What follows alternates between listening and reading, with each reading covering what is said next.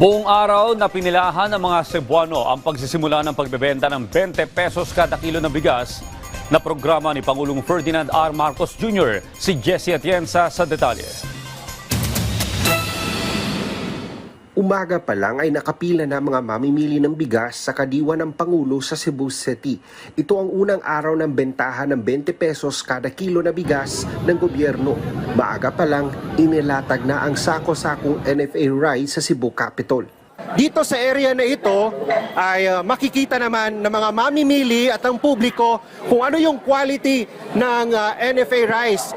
Lapit lamang ng konti, ito yung bigas kung na mabibilihan nila dito. Ayan.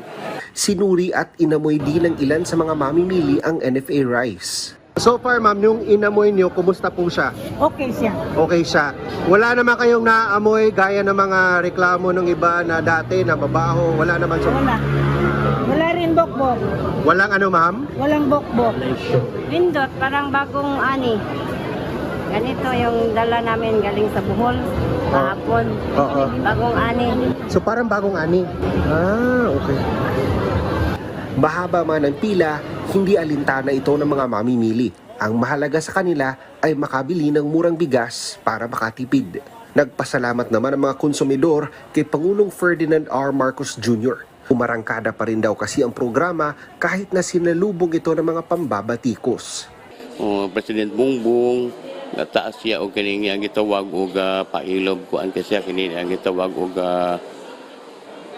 sa humility ba kuan kay siya kini humble kay siya gabisan sa daghang mga pagsaway digid sa mobatok digid sa mo imong nabantayan digid sa mobatok unya nalingkamot siya para sa atong nasod.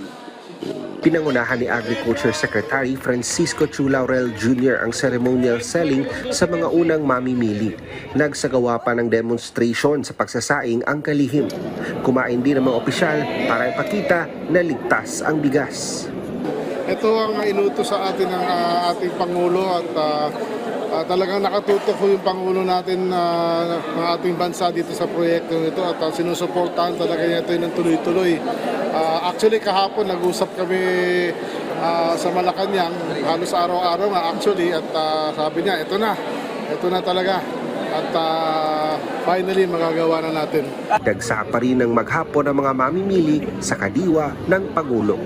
Mula sa PTV Cebu, Jessie Atienza para sa Pambansang TV sa Bagong Pilipinas.